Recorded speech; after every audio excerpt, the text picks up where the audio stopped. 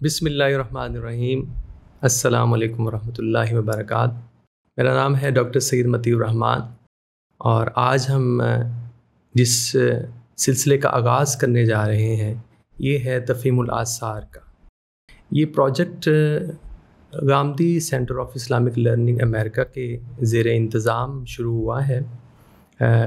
اس کی اصل تو یہ تصنیفی پروگرام ہے جس کے تحت تصنیفی چیزیں تصنیفات سامنے آئیں گی، لیکن ہم چاہ رہے ہیں کہ اس سے پہلے اس کے کچھ تمہیدی مباحث اور اس کے بارے میں کچھ بنیادی سوالات، اور اس پروجیکٹ کی نوعیت کیا ہے اور کس پہلو سے یہ پروجیکٹ شروع ہوا ہے، کس پہلو سے یہ ہمارے سامنے کچھ نئی چیزیں اور نئے مباحث لے کر آئے گا، اس کی کیا اہمیت ہے، اس سب کے پیش نظر ہم اس سلسلے کو شروع کر رہے ہیں۔ ڈاکٹر عمار خان ناصر جو اس پروجیکٹ کو کریں گے وہ ہمارے ساتھ اس پروگرام میں تشریف فرما ہیں۔ ہم چاہیں گے کہ ان سے اس پروجیکٹ کے بارے میں پوچھیں، اس کی نوعیت کے بارے میں پوچھیں، اور کچھ تمہیدی مباحث ہوں گے، اور پھر ہم کچھ سوالات ان کے سامنے رکھیں گے تاکہ ہمیں اس پروجیکٹ کی ڈیٹیل بھی پتہ چل سکے اور اس کی افادیت بھی ہمارے سامنے آ سکے۔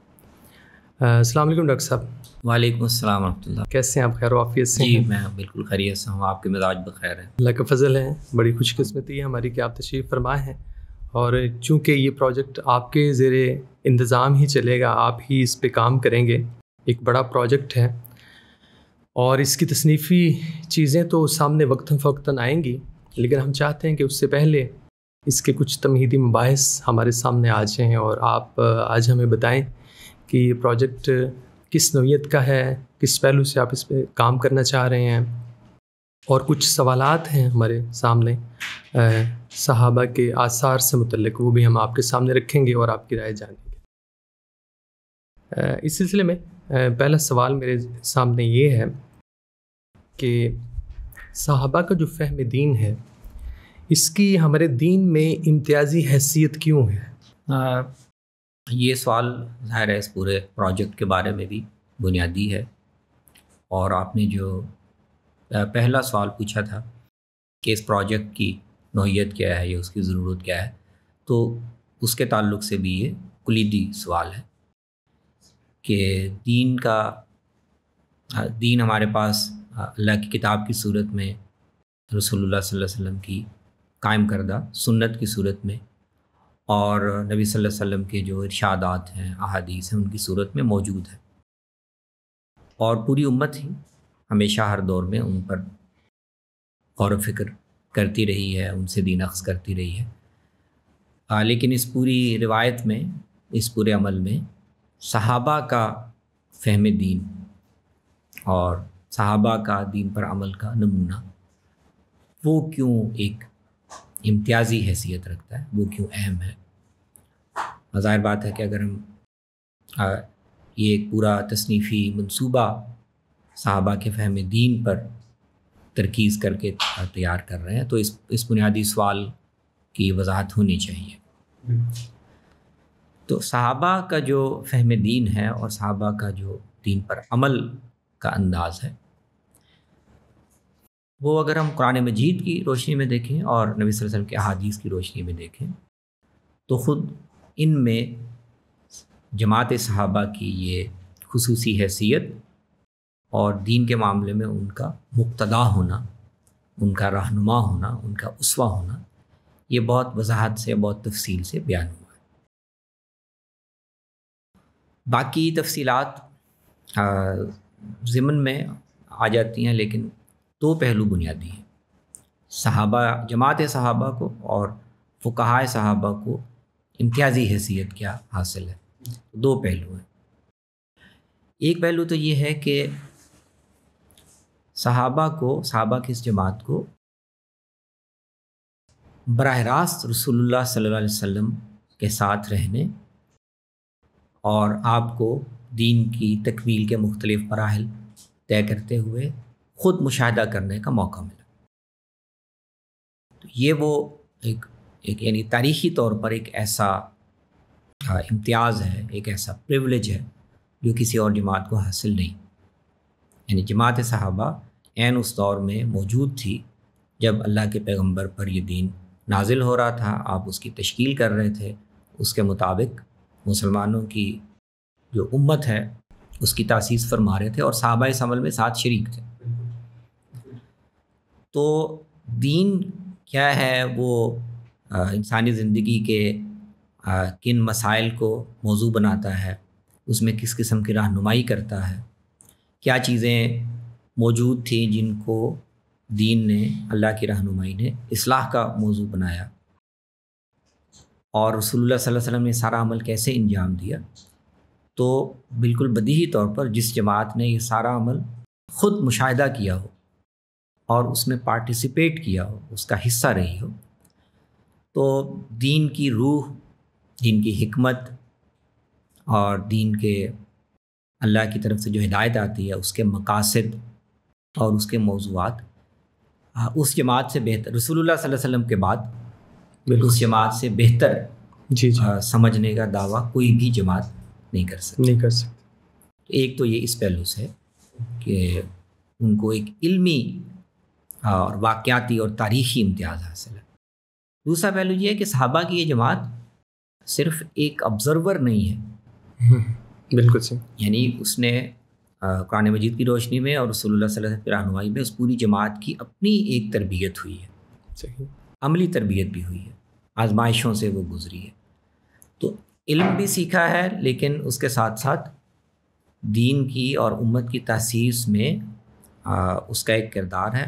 بالکل، اور اس جماعت کو اس ساری تربیت سے گزارنے کے بعد اللہ اور اس کے پیغمبر نے ایک کامیابی کا پروانہ بھی دیا ہے۔ تو یہ باعمل اہل علم کی، دین کو جان کر سمجھ کر اپنی زندگیوں میں ڈھالنے والی ایک جماعت کا فہم دین ہے۔ تو دین تو اصل میں یہی دو چیزوں کا نام ہے، علم اور خدا کی منشا اور اس کے مقصود کو سمجھنا، اور اپنی زندگی میں تقوی، دینداری اور خدا خوفی کا ایک ایسا نمونہ بننا کہ جس کی بنیاد پر آپ کا فہم دین اور آپ کا دین کا عمل کا نمونہ وہ معیار بن سکے۔ وہ دونوں صحابہ کی جماعت میں بدرجہ اتم پائے جاتے۔ تو علم کے لحاظ سے بھی اور عمل کے لحاظ سے بھی، اور قرآن مجید اور احادیث کی واضح تصریحات کی روح سے اس امت میں صحابہ کی جماعت کی حیثیت مسلم رہی ہے کہ رسول اللہ صلی اللہ علیہ وسلم کے بعد دین کے فہم اور عمل کا بہترین نمونہ اگر اسوہ اگر ہمیں ملتا ہے تو وہ صحابہ کی جماعت میں، پھر ان کے تلامذہ تابعین کی جماعت میں ملتا ہے۔ صحیح، گویا کہ اس پورے پروسیس میں وہ بنفس نفیس شامل ہیں اور اس کا حصہ ہیں، ایسی حیثیت کسی اور جماعت کو کیونکہ حاصل نہیں، لہٰذا یہ امتیازی شان بھی کسی اور کو حاصل نہیں ہو سکے گی۔ بہت خوبصورتی سے آپ نے بتایا۔ ہماری ابتدائی روایت میں ہمارے سلف کے ہاں صحابہ کے جو فہم دین سے اعتناء جو ہے وہ کس نوعیت کا ہے؟ سلف میں ایک تو سب سے پہلے خود صحابہ ہی شامل ہیں، جن کو ہم سلف کہتے ہیں۔ وہ ان میں سب سے پہلے تو صحابہ کی جماعت ہے، تابعین کی جماعت ہے، اتباع تابعین ہے، یعنی وہ پہلا دور مسلمانوں کا جس میں رسول اللہ صلی اللہ علیہ وسلم کے عہد کے بالکل قریب دور ہے، اور آپ کی قائم کردہ جو دینی روایت ہے وہ اپنی شان کے ساتھ موجود ہے، اور اس کے معیاری نمونے، اس کے معیاری مظاہر بہت روشنی میں ہیں۔ تو ہم کہہ سکتے ہیں کہ ہماری روایت میں صحابہ کے دور سے لے کر اور بعد کی روایت میں قرآن کے بعد اور احادیث کے بعد، سنت اور حدیث کے بعد، بالکل فطری طور پر سب سے زیادہ اہمیت اگر کسی چیز کو دی گئی ہے اور مانی جاتی ہے تو وہ صحابہ، اور صحابہ میں اہل بیت کو بھی شامل کرتے ہیں۔ صحابہ ایک عمومی عنوان ہے جس میں رسول اللہ صلی اللہ علیہ وسلم کی صحبت پانے والے اور آپ کے ساتھ اس کار دینی میں شریک ہونے والے تمام طبقات شامل ہیں۔ تو یہ ایک واضح رہنا چاہیے کہ صحابہ میں سب لوگ شامل ہیں، ازواج بھی شامل ہیں، اہل بیت بھی شامل ہیں، آپ کے قریبی صحابہ بھی شامل ہیں، تو یہ سب شامل ہیں۔ تو ان کے فہم دین کی مسلم رہی ہے۔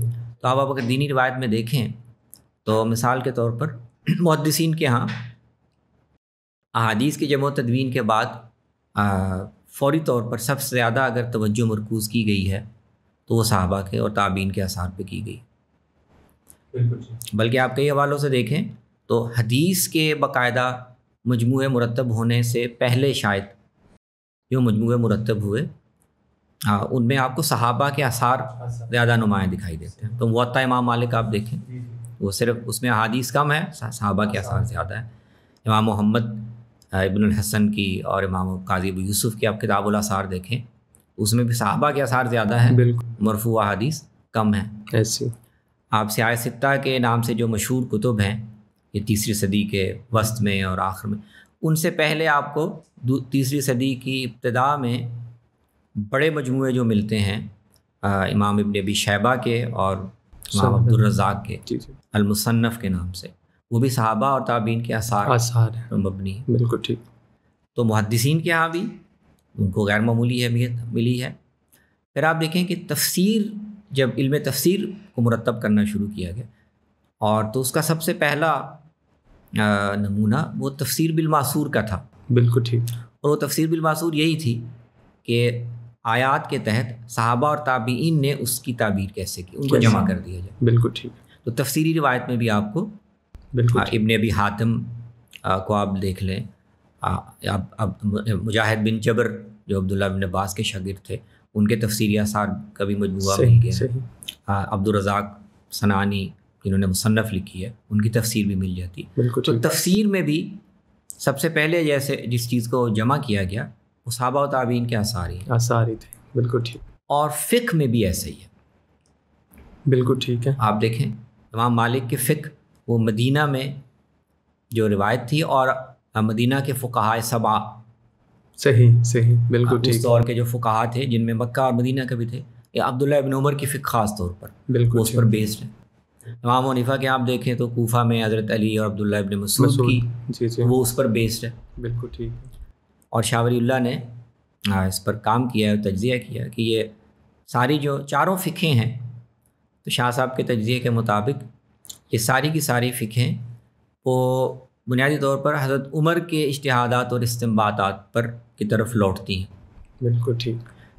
تو اس لحاظ سے آپ کہہ سکتے ہیں کہ ہمارے جو فقہی مذاہب ہیں ان کی بھی جڑیں اور ان کی بھی جو بنیادی تشکیل ہے وہ صحابہ اور تابعین کے فہم سے ہوئی ہے.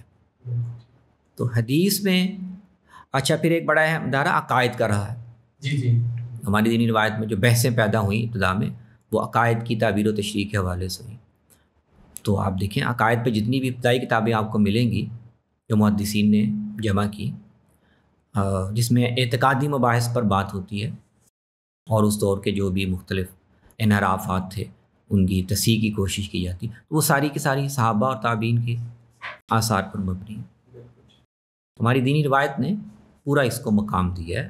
عقائدی اعتقادی مباحث ہوں، تفسیر ہو، فقہ ہو، اجتہادات ہوں، سب میں اس کو یہ حیثیت دی گئی. بہت خوبصورتی سے آپ نے یہ دونوں سوالات سے جو پکچر ہمارے سامنے آئی ہیں تو ایک دلچسپی پیدا ہو گئی ہے کہ میں یہ جانوں کہ آپ کا جو یہ کام ہے تفہیم الآثار کا، یہ جو پروجیکٹ آپ شروع کرنے لگے ہیں، اس کی کیا نوعیت ہے اور اس کی کیا اہمیت ہے، اور آثار پہ کچھ جو پہلے کام ہو چکا ہے اس میں ایسی کیا کمی ہے جو آپ کا پروجیکٹ پورا کرے گا؟ یہ بالکل درست سوال ہے کہ صحابہ کے آثار سے اور تابعین سے کے آثار سے اگر ہماری دینی روایت اعتنا کرتی چلی آ رہی ہے تو پھر اس میں ایک نئے کام کی نوعیت کیا ہے اور اس کی اہمیت کیا ہے. تو اس کے دو تین حوالے ہیں. ایک تو یہ کہ بنیادی طور پر یہ کام ہم اردو میں کرنا چاہ رہے ہیں اور اردو میں حدیث پر کافی کام ہوا ہے، مختلف شروح ہیں، عمالی موجود ہیں، مجموعے موجود ہیں. لیکن میں نے دیکھا کہ صحابہ کے آثار کی تدوین پر یا ان کی تشریح و تفہیم پر کوئی مستقل کام ابھی تک میرے علم میں نہیں ہے. صحیح. عربی میں تو بہت سے کام ہیں بالکل ابتدا سے، جیسے ابھی میں نے ذکر کیا مصنفات کا ذکر کیا. جی جی. جدید دور میں بھی عرب میں بہت سے اہل علم نے اپنے اپنے انداز میں یہ مجموعے جمع کیے ہیں. صحیح. صحابہ کے آثار کے بھی. بعض جو بڑے فقہائے صحابہ ہیں ان کے آثار پر الگ الگ مبنی مجموعے بھی موجود ہیں. لیکن اردو میں صحابہ کے آثار پر اور ان کی تفہیم و تشریح پر کوئی مستقل کام ابھی تک ایسا نہیں ہے. میں نے کچھ عرصہ پہلے ایک بڑے مجموعے کے ترجمہ اور تعلیق پر کچھ کام کیا تھا مصنف ابن ابی شیبہ کے.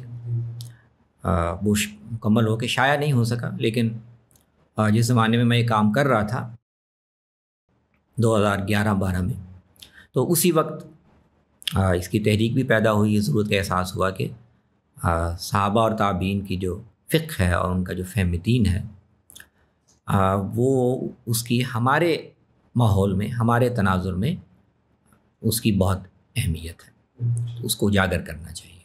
تو ایک تو یہ پہلو ہے کہ بنیادی طور پر ہم اردو میں جو ایک بڑی زبان ہے عالم اسلام اور ہمارے ہاں کی جو دینی ضروریات اور مسائل ہیں ان کو پورا کرنا چاہیے.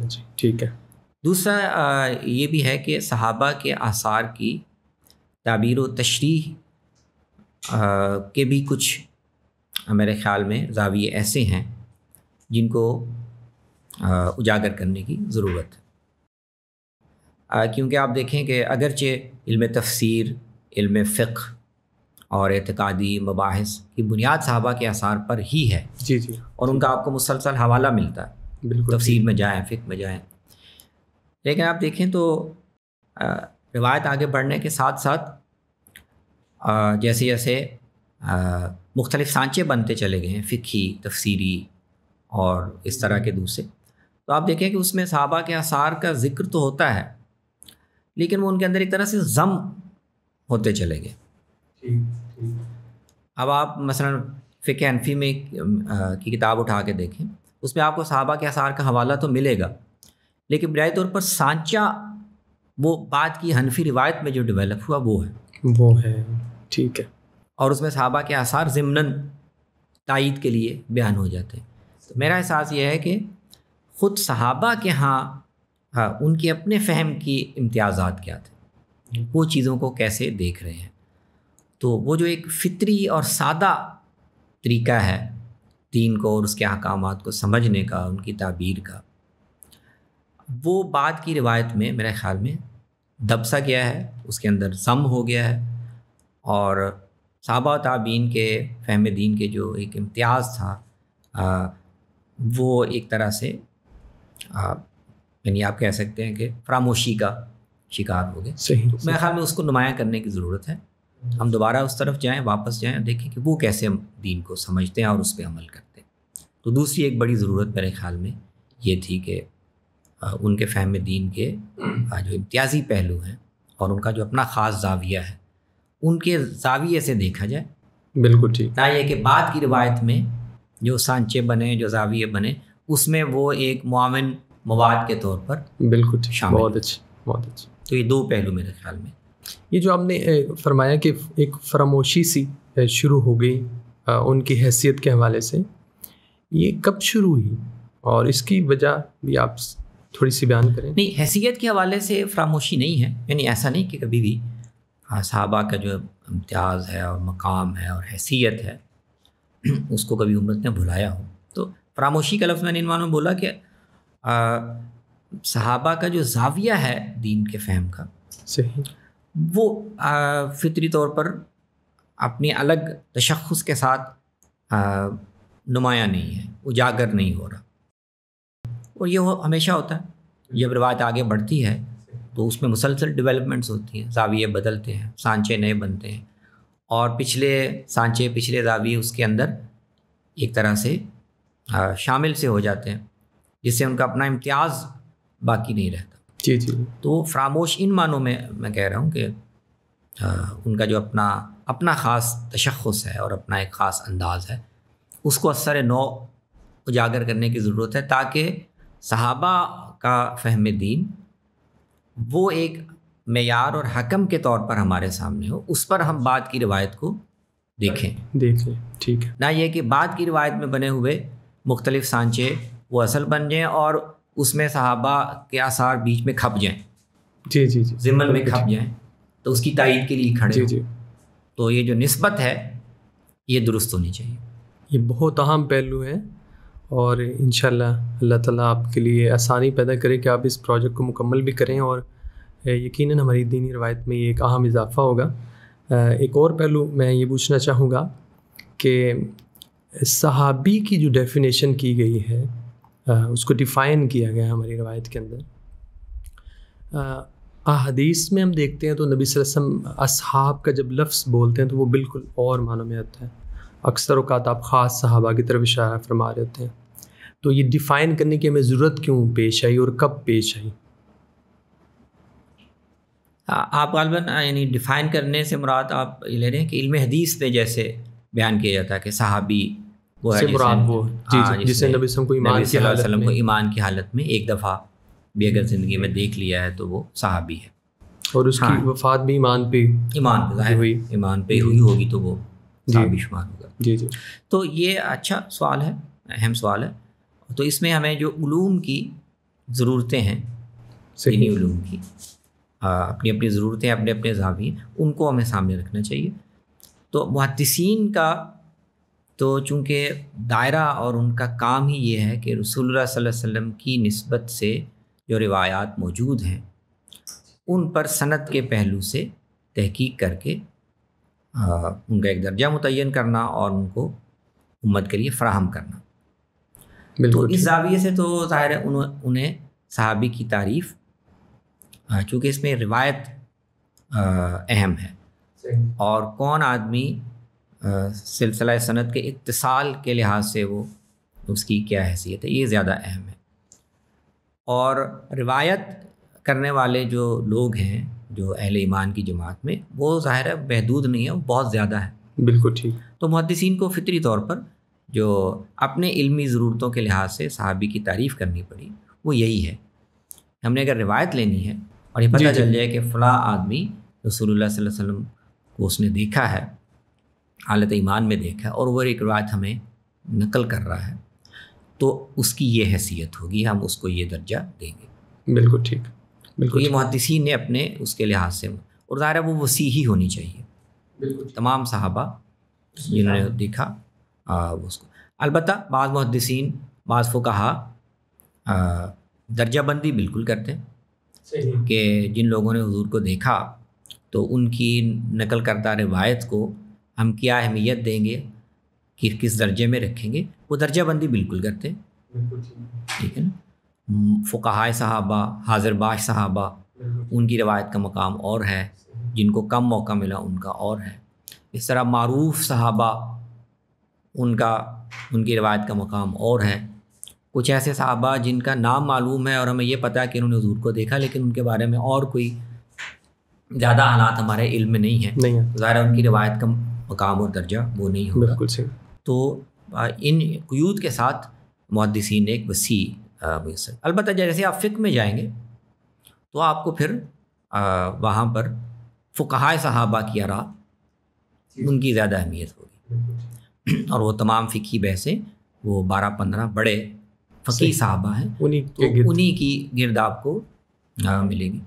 اور رسول اللہ صلی اللہ علیہ وسلم تو ظاہر ہے جب فرق کرتے ہیں اپنے بہت قریبی صحابہ میں اور ان صحابہ میں جو بعد میں آئے یا وہ تھوڑا سا ان کا اتنا اتصال اور تعلق نہیں ہے، تو وہ تو آگے ہم دیکھیں گے کہ یہ فرق، اور یہ فرق مراتب تو خود قرآن نے بیان کیا، رسول اللہ صلی اللہ علیہ وسلم نے اس کا ذکر کیا، کیونکہ آپ پر ایمان لانے والے جو صحابہ ہیں وہ اس شرف میں تو شریک ہیں، لیکن اللہ تعالیٰ نے اس جماعت کا جو انتخاب جن معیارات پہ کیا، اس کے لحاظ سے ان کے مابین بھی بہت سے فرق مراتب، اس کو رسول اللہ صلی اللہ علیہ وسلم کئی موقع پہ نمایاں کرتے ہیں۔ بالکل ٹھیک ہے، تو تم سب میرے ساتھی ہو، لیکن یہ جو ایک خاص حلقہ ہے میرے ساتھیوں کا، جو اتنے عرصے سے میرے ساتھ ہیں، ہر گرم سرد میں ساتھ رہے ہیں، مجھ سے انہوں نے چیزیں سیکھی ہیں، تو جو بعد میں آنے والے لوگ ہیں وہ مرتبے میں اور مقام میں ان کے برابر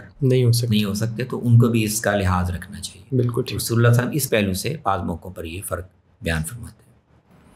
تو تفہیم الآثار کے اندر آپ فقہا جس طرح آثار کو دیکھتے ہیں اسی کو لے کر چلیں گے، جیسے ابھی آپ نے فرمایا کہ ایک ڈائمینشن محدثین کی ہے اور ایک فقہا کی ہے، تو اس تفہیم الآثار میں آپ کس طرح؟ نہیں، آپ اس کے جو موضوعات ہیں ان کے حوالے سے پوچھ رہے ہیں یا روایات کو؟ میں اوورال کہہ رہا ہوں کہ آثار جب ہم لیں گے تو ایک تو محدثین کی اپنی ایک مجبوری ہے کہ انہوں نے روایت لینی ہے تو وہ ڈیفینیشن کرتے ہیں صحابی کی، لیکن فقہا جس طرح بڑے صحابہ اور ان کے گرد ان کی جو بڑے فقہا صحابہ ہیں ان کے گرد ان کی فقہی جو آراء ہیں ان کے گرد گھومتی ہیں، تو آپ آثار کا جو کام کریں گے وہ دونوں طرح سے ہی استفادہ کریں گے؟ جی، ہمارے پیش نظر یہ کہ آثار کا جو بھی ذخیرہ موجود ہے صحابہ کا بھی اور تابعین کا بھی، اور اس میں کسی بھی موضوع پر جو نمائندہ آثار ہیں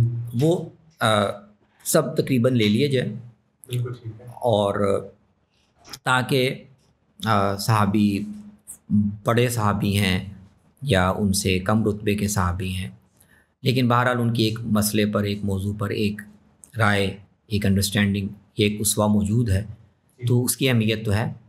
تو اس میں ہمارے پیش نظر یہی ہے کہ جو بھی آثار موجود ہیں تو اس میں صحابہ کے فرق مراتب سے قطع نظر کرتے ہوئے زیادہ فطری طور پر، علمی طور پر اہمیت جو بڑے صحابہ ہیں، فقہاء صحابہ ہیں، ان کو خود بخود حاصل ہوگی۔ بالکل ٹھیک۔ لیکن اگر ان سے کم درجے کے، کم رتبے کے صحابہ کے بھی کسی معاملے پر آراء، آثار، نمونے موجود ہیں تو ہم اس میں لے لیں گے انشاءاللہ۔ جی بہت شکریہ، بہت خوبصورت گفتگو کی اور بڑے اہم پہلوؤں پہ آپ نے اس تفہیم الآثار پروجیکٹ کی ابتدائی تمہیدی مباحث کو کھولا ہے اور دلچسپی پیدا ہوئی ہے۔ جلد از جلد آپ اس تصنیفی کام کو بھی سامنے لائیں، اور انشاءاللہ اس سلسلے میں بھی اور کچھ پروگرام ہیں، ہم اس سلسلے میں کریں گے، آپ سے کچھ اور سوالات کریں گے، اور انشاءاللہ آپ سے پھر ملاقات ہوگی اور پھر آپ سے کچھ اور چیزیں پوچھیں گے تاکہ تفہیم الآثار کا پروجیکٹ جو ہے اس کی افادیت اور اس کی ساری ڈائمینشنز ہمارے سامنے آ سکیں۔ جی انشاءاللہ، اللہ نے توفیق شامل حال رہی تو ہم اس طرح ملتے رہیں۔ بہت شکریہ۔ بہت شکریہ آپ کی آمد کا۔